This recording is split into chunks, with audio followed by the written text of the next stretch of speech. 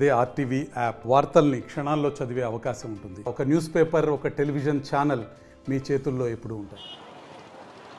BJP అవలంబిస్తున్నటువంటి రైతు, కార్మిక, కర్షక వ్యతిరేక చట్టాలను నిరసిస్తూ ఈరోజు భారత్ బంద్లో భాగంగా వరంగల్ కలెక్టరేట్లో ఆల్ కార్మిక సంఘాల ఆధ్వర్యంలో ఒక ధర్నా అయితే నిర్వహిస్తున్నారు. వీళ్ళకి సంబంధించి మనతో మాట్లాడడానికి ఐఎన్టీసీ నాయకులు ఉన్నారు, వారిని అడిగి తెలుస్తున్నారు. చెప్పండి, ఈరోజు కార్యక్రమం అసలు భారత్ బంద్లో భాగంగా ఏదైతే బీజేపీ ప్రభుత్వం అవలంబిస్తున్నటువంటి రైతు వ్యతిరేక చట్టాలు, కార్మిక కర్షక వ్యతిరేక చట్టాలకు నిరసనగా కార్యక్రమం చేపడతా ఉన్నారు, ఏంటి అసలు?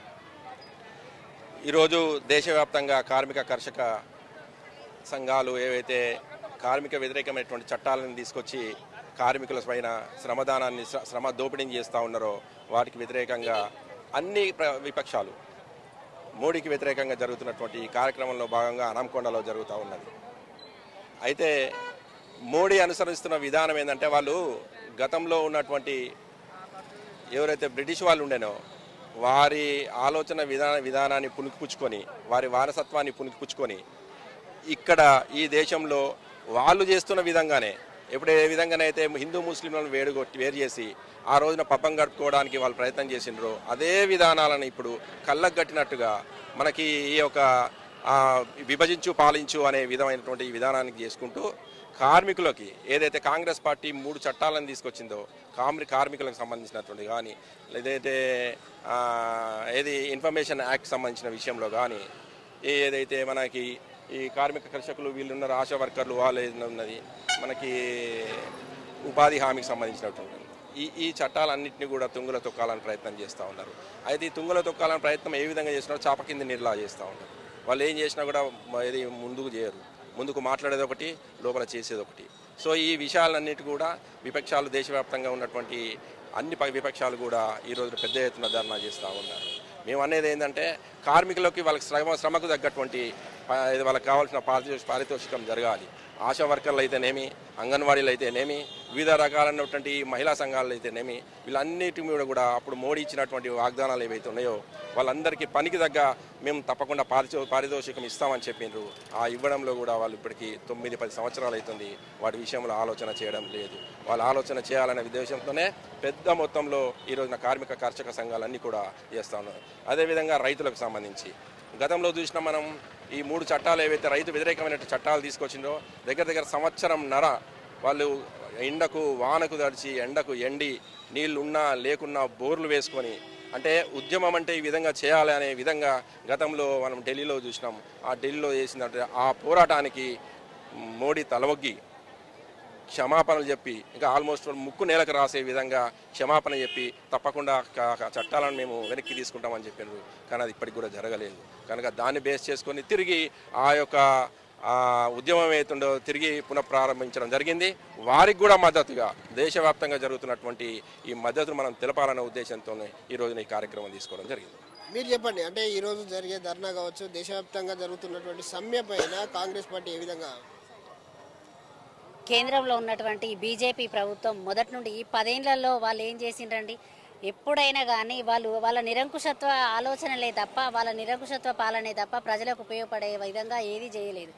మతతత్వం ఒక టైప్, ఒక దిక్కేమో మతతత్వాన్ని రెచ్చగొట్టి ప్రజలకు బాయి బహినం అన్నట్టుగా మంచిగా కలిసి ఉన్న వాళ్ళను, వాళ్ళు ఒక దగ్గర ఉన్న వాళ్ళను లొల్లిలు పెట్టించుడు, ఎక్కడ వాళ్ళు గొడవలు చేయడమే తప్ప ఏమనంటే రామ మందిరం అంటారు. రామ మందిరం మొదటి నుంచి లేదా?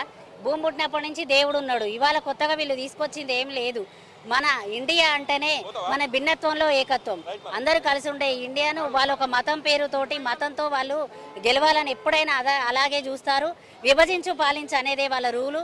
అయితే ఇంతకుముందుకు ఇక కర్షకుల విషయానికి వస్తే, కర్షకులకు వాళ్ళు 16 నెలలు వాళ్ళు కరోనా టైంలో వాళ్ళంతగానం వాళ్ళు చేస్తే, ఆ నల్ల చట్టాల మీద వ్యతిరేక విధానం మీద వాళ్ళు నిరసనలు ధర్నాలు చేస్తే దానిలో 700 మంది కూడా చనిపోయినరు. వాళ్ళకి అప్పుడు ఏదో ప్రభుత్వం కూలిపోయే టైం వచ్చిందని క్షమాపణ చెప్పి చెప్పాడే కానీ అవి మాత్రం వాళ్ళని నెరవేర్చలేదు.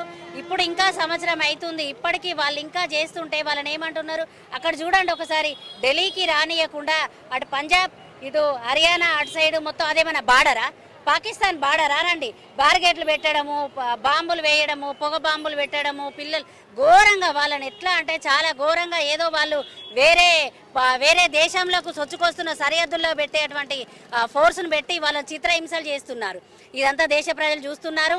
మళ్ళీ అంతేకాకుండా కార్మికుల విషయానికి వస్తే కార్మికుల విషయంలోనికి వస్తే వాళ్ళకు వాళ్ళ శ్రమ దోపిడీ ఎక్కువ జరుగుతున్నది. ప్రైవేటు వ్యవస్థను ప్రోత్సహించే విధంగా ప్రైవేటీకరణను అన్ని వాటిలలో ప్రైవేటు వాటాలను పెంచడము ప్రభుత్వం చేస్తుంది. దానివల్ల ఇక్కడ శ్రమ దోపిడీ ఎక్కువ జరుగుతుంది.